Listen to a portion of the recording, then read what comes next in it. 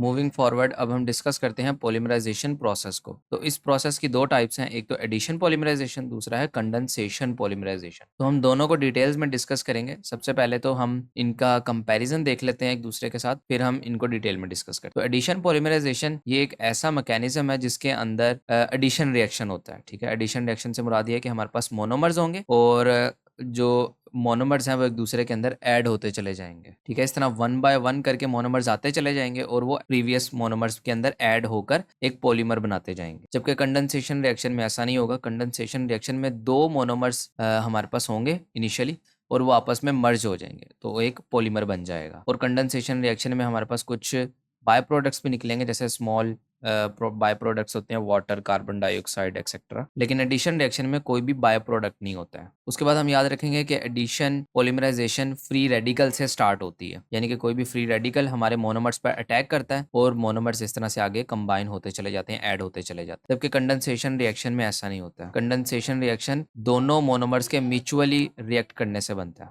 इसके अलावा जो एडिशन रिएक्शन है ये 3 स्टेप्स में प्रोपागेट करता है। ठीक है, और कंडेंसेशन रिएक्शन सिंगल स्टेप में होता है। तो पहले तो हम डिटेल में डिस्कस करते हैं एडिशन पॉलीमराइजेशन। तो हम इसमें एग्जांपल देखते हैं। स्टायरीन की एग्जांपल है, स्टायरीन किस तरह से पॉलीमराइज होता है। पहला स्टेप है इनिशिएशन। अब इस स्टेप के अंदर क्या होता है, यहाँ पर देखें हमारे पास ऑर्गेनिक कंपाउंड है। अब इसके अंदर यहाँ 2 अल्काइल ग्रुप्स लगे हुए हैं और बाकी हमारे पास कार्बोनाइल ग्रुप्स भी यहाँ मौजूद है।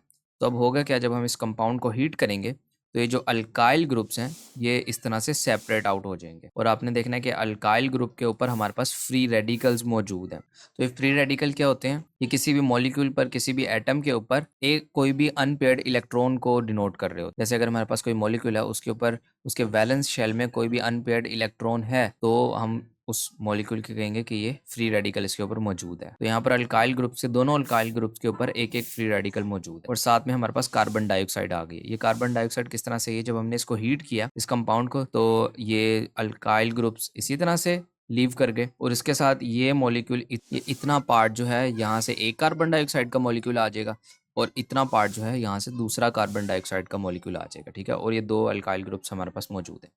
तो इस तरह से ये ब्रेक होता है मॉलिक्यूल। अब होगा क्या, अब ये जो फ्री रेडिकल हमारे पास आया है ये आगे चल के स्टायरीन से रिएक्ट करेगा। ठीक है, अब अगला स्टेप हम देखते हैं प्रोपागेशन स्टेप। इनिशिएशन हो गया, अब हम प्रोपागेशन देखते हैं। तो ये फ्री रेडिकल आया और इसने अटैक किया स्टायरीन के इस कार्बन एटम पर। अब इस कार्बन एटम ने ऑलरेडी डबल बॉन्ड यहाँ पर बनाया दूसरे कार्बन एटम से। तो जब ये अल्काइल रेडिकल इस पर अटैक करेगा तो क्या होगा, ये डबल बॉन्ड दरमियान वाला ब्रेक हो जाएगा और कार्बन और ये दरमियान वाला कार्बन इस अल्काइल के साथ बना लेगा एक बॉन्ड और दूसरे के साथ सिंगल बॉन्ड ही रह जाएगा। तो अब यहाँ पर देखें, अब जो ये कार्बन है इसके 3 बॉन्ड यहाँ पर हो रहे हैं, 4 नहीं हो रहे हैं। ठीक है, तो इस वजह से इसके ऊपर यहाँ पर एक और फ्री रेडिकल आ गया। जैसे अगर हम यहाँ पर बॉन्ड देखें तो 1 2 और तीसरा ये इसका H के साथ हाइड्रोजन के साथ जो बॉन्ड है, तो यहाँ पर 3 बॉन्ड्स हैं और एक इस पे फ्री रेडिकल है। तो अब देखें ये जो इतना पार्ट है, अब इस पूरे पर फ्री रेडिकल एक आ चुका है। तो अब ये किसी दूसरे मॉलिक्यूल के साथ जाकर रिएक्ट करेगा। तो अब देखें स्टायरीन का यहाँ एक और मॉलिक्यूल है, अब ये इसके साथ रिएक्ट करेगा। यहाँ पर देखें फ्री रेडिकल मौजूद है। अब ये कार्बन एटम इस कार्बन एटम पर अटैक करेगा और दरमियान वाला ये जो डबल बॉन्ड है ये ब्रेक हो जाएगा। तो हम यहाँ पर देखें रिजल्ट में हमारे पास कैसे आएगा, ये देखें यहाँ दरमियान वाला सिंगल बॉन्ड रह गया, डबल बॉन्ड खत्म हो गया यहाँ से और इस कार्बन के ऊपर फिर से एक अल्काइल रेडिकल यहाँ मौजूद है। ठीक है, क्योंकि इसके 3 बॉन्ड हो रहे हैं और एक बॉन्ड इसका भी रहता है तो इसके लिए इसके ऊपर फ्री इलेक्ट्रॉन मौजूद है और ये एक फ्री रेडिकल बन चुका है। तो अब देखें, अब ये इतना पोर्शन ये आगे चल के किसी और स्टायरीन के मॉलिक्यूल से रिएक्ट करेगा। तो आप देखें इस तरह से ये मॉलिक्यूल बढ़ता चला जा रहा है और ये पॉलीमर्स की फॉर्म ले लेता है। तो इसी वजह से देखें ये छोटे छोटे मोनोमर्स मिलकर बड़ा मॉलिक्यूल बना रहे हैं। ये हम एडिशन रिएक्शन पढ़ रहे हैं, एडिशन में आपने ये चीज़ नोट रखनी है। तो ये मॉलिक्यूल फिर से रिएक्ट करेगा स्टायरीन के किसी दूसरे मॉलिक्यूल से और इस कार्बन एटम पर अटैक करेगा, दरमियान का डबल बॉन्ड ब्रेक होगा और फिर हमारे पास इसके ऊपर भी एक फ्री रेडिकल मौजूद होगा। तो ये देखें इस तरह से चेन इंक्रीज करती चली जा रही है, सिर्फ एक साइड से चेन इंक्रीज करती चली जा रही है, दूसरी साइड पे हमारे पास उतनी की उतनी ही है। तो अब होगा क्या, ये प्रोपागेशन स्टेप ब्रेक किस तरह से होगा, ये इस तरह तो रिएक्शन चलता ही जाएगा, ये ख़त्म कैसे होगा। तो उसके लिए टर्मिनेशन स्टेप। इस स्टेप में क्या होता है, अब यहाँ पर देखें हमने n नंबर ऑफ स्टायरीन के मॉलिक्यूल्स यहाँ पर लिखती हैं और जिनके साथ यहाँ R लगा हुआ है। ठीक है, ये एक साइड पे R लगा हुआ है। अब ये ब्रेक किस तरह से होगा, जब भी कोई एक और अल्काइल रेडिकल आएगा इस मॉलिक्यूल के पास और वो इस कार्बन एटम से रिएक्ट करेगा, तो हमारे पास ये मॉलिक्यूल जो है इस तरह से कंप्लीट हो जाएगा और टर्मिनेशन स्टेप की वजह से ये रिएक्शन यहीं पर स्टॉप हो जाएगा और n नंबर ऑफ हमारे पास ये आ जाएंगे इसकी डिग्री ऑफ पॉलीमराइजेशन। अब ये एक पॉलीमर बन चुका है यहाँ पर। तो इस तरह से एडिशन पॉलीमराइजेशन का प्रोसेस होता है और एक पॉलीमर हमारे पास बनता है। इसके बाद आगे चलते हैं, डिस्कस करते हैं कंडेंसेशन पॉलीमराइजेशन को। अब इसमें हम एग्जांपल लेते हैं टेरेपेथेलिक एसिड की और इथाइलिन ग्लाइकोल की।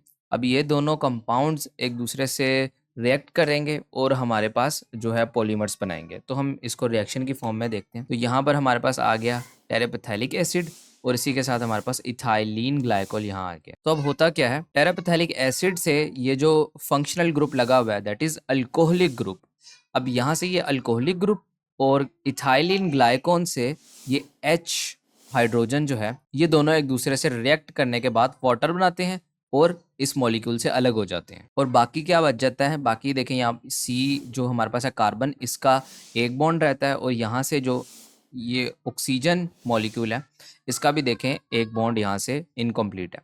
तो अब होगा क्या, अब ये कार्बन इस ऑक्सीजन के साथ बॉन्ड बना लेगा और ये इस तरह से अगर हम देखें तो प्रोडक्ट में हमारे पास ये कार्बन और ऑक्सीजन इस तरह से कंबाइन हो जाते हैं बॉन्ड बनाकर और रिजल्ट में हमारे पास और वाटर के हमारे पास 2 time of n number molecules निकल जाते हैं। अब ये n जो है यहाँ पर जो हमने डिनोट किया था कि n नंबर ऑफ मॉलिक्यूल्स से ये वाटर निकल रहा है और इसी तरह से एक दूसरे से कंबाइन होते चले जाते हैं और पॉलीमर बनाते हैं और इसको हम क्या कहते हैं, पॉलीएस्टर। और यहाँ पर n नंबर ऑफ मॉलिक्यूल से हम इसको यहाँ पर डिनोट कर देते हैं क्योंकि ये एक पॉलीमर है इस वजह से। तो देखिए प्रोडक्ट में हमारे पास क्या हुआ, प्रोडक्ट में हमारे पास पॉलीएस्टर बन गया और साथ वाटर के मॉलिक्यूल्स निकल गए। ये बाय प्रोडक्ट्स हैं जो हमने प्रीवियसली डिस्कस किया था कि कंडेंसेशन पॉलीमराइजेशन में बाय प्रोडक्ट्स आते हैं, तो ये water as a by product हमारे पास आ चुका है। और दूसरा हमने डिस्कस किया था कि कंडेंसेशन पॉलीमराइजेशन फंक्शनल ग्रुप की वजह से हमारे पास यहाँ स्टार्ट होती है। तो देखें फंक्शनल ग्रुप्स ने, फंक्शनल ग्रुप कौन सा था, अल्कोहलिक ग्रुप, इसने हाइड्रोजन के साथ रिएक्ट किया और वाटर बना दिया और बाद में जो बच गया था उन्होंने आपस में रिएक्ट करने के बाद इस तरह से पॉलीएस्टर की फॉर्म ले ली। और ये कंडेंसेशन पॉलीमराइजेशन देखें तो हम यहाँ पर सिंगल स्टेप में ही कंप्लीट हो चुका है। ठीक है, तो ये 3 पॉइंट्स आपने याद रखने हैं, बाय प्रोडक्ट्स का और इनिशियलाइज किस तरह से हो रहा है और कितने स्टेप्स इन्वॉल्व कर रहे हैं। तो इस तरह से हमने एडिशन पॉलीमराइजेशन और कंडेंसेशन पॉलीमराइजेशन दोनों को डिस्कस कर दिया है।